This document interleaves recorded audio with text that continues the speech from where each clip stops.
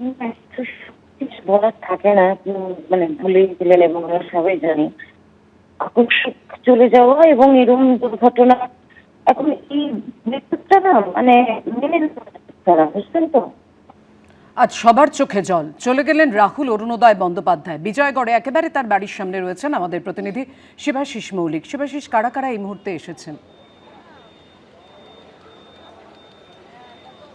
পাপড়া, দেখো, শুরুতেই তোমায় বলে দিই যে আমি যে বাড়ির সামনে দাঁড়িয়ে রয়েছি এই বাড়িটিতেই কিন্তু বাস করতেন রাহুল অরুণোদয় বন্দ্যোপাধ্যায়।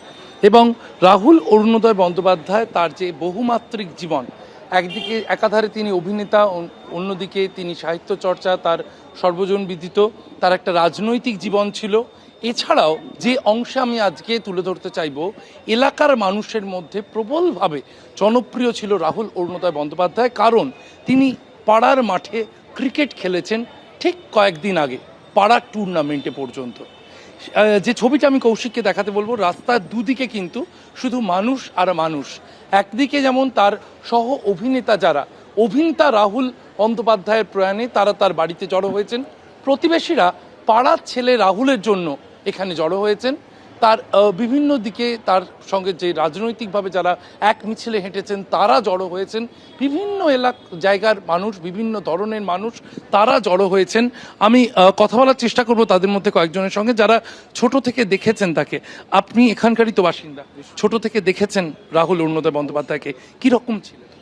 রাহুল তো অত্যন্ত শান্ত স্বভাবের, আর অভিনেতা হিসাবে তো কোনো সন্দেহই নেই, বড় গুণী ছেলে, পড়াশোনাও ভালো। এবং আমরা তো খুবই ছোট, আমাদের থেকেও বয়সে বুঝতেই পারছেন অনেকটাই ছোট।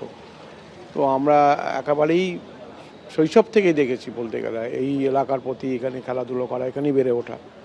আর অন্যান্য গুণ তো বাকি যারা সবাই জানে, অভিনেতা, লেখক, লিখছে। ইদানিং আমরা যে পডকাস্ট করছিল সেটাও দেখছিলাম, খুবই ভালো করছিল। এরভাবে চলে যাওয়াটা আমরা মেনে নিতে পারছি না, একটা অসম্ভব ব্যাপার, খুব খুব খারাপ লাগার জায়গা। এটা আমরা তো অনেক অনেক ছোটোবেলা থেকেই দেখেছি আমরা।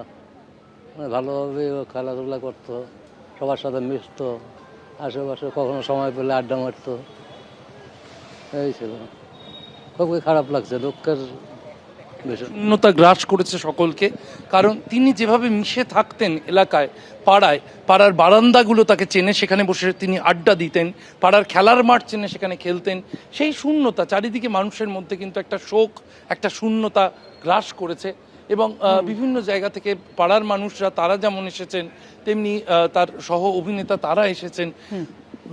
রাহুল অরুণোদয় বন্দ্যোপাধ্যায় এই বাড়িতেই থাকতেন, আপনারা দেখেছেন। একদমই একদমই, তুমি আমাদের সঙ্গে থাকো শিবাশিস, আবার আসছি তোমার কাছে। কিন্তু তার আগে মমতা বন্দ্যোপাধ্যায় সোশ্যাল মিডিয়ায় পোস্ট করেছেন, বিশিষ্ট তরুণ জনপ্রিয় অভিনেতা রাহুল অরুণোদয় বন্দ্যোপাধ্যায় হঠাৎ করে আমাদের মধ্যে নেই। পোস্ট মমতা বন্দ্যোপাধ্যায়ের। এই খবর পেয়ে আমি হতচকিত, মর্মাহত ও শোকাহত। পোস্ট করেছেন মুখ্যমন্ত্রী। কি করে যে কি হয়ে গেল আমি কিছুই বুঝে উঠতে পারছি না। সে আমার খুব পছন্দের অভিনেতা ও মানুষ ছিল। সোশ্যাল মিডিয়ায় পোস্ট মমতা বন্দ্যোপাধ্যায়। তো মাননীয় মুখ্যমন্ত্রী আমাকে ফোন করে, যেরকম একটা ঘটনা ঘটেছে। আমি সঙ্গে সঙ্গে, আমি আমার কাউন্সিলর তপন দাশগুপ্ত, আমরা সঙ্গে সঙ্গে ওদের বাড়িতে আসি এবং পরিবারের পাশে আছি। মুখ্যমন্ত্রী অত্যন্ত শোকাহত, সমবেদনা জানিয়েছেন এবং তিনি আমাকে বলেছেন যে আমি প্রশাসনকে বলছি সব রকম ব্যবস্থা করা যাতে নিয়ে আসা যায়, সবটাই মাননীয় মুখ্যমন্ত্রী দেখছেন। কিন্তু সত্যি তিনি খুবই শোকাহত। এরকম একটা ঘটনা, এরকম একজন শিল্পী এই বয়সে চলে গেলেন, এটা অত্যন্ত দুঃখের আমাদের কাছে। তো আমার কাছে কোনো খবর নেই, অনেকে অনেক কথা বলছেন, যতক্ষণ না যারা অন স্পট আছেন তাদের কার সঙ্গে কথা হচ্ছে ততক্ষণ কিছু বলা সম্ভব না। এবং সেক্ষেত্রে আমরা সবাই আছি, আমাদের এই পাড়ার যত সবাই আমরা রয়েছি, খবর পাওয়ার সঙ্গে সঙ্গে ওর বাড়িতে, ওর মার কাছেও আমাদের লোকেরা রয়েছে, নিচেও আমরা সব কিছু রয়েছে। আমরা সর্বতভাবে ওদের পরিবারের পাশে আছি। এবিপি আনন্দ, এগিয়ে থাকে, এগিয়ে রাখে।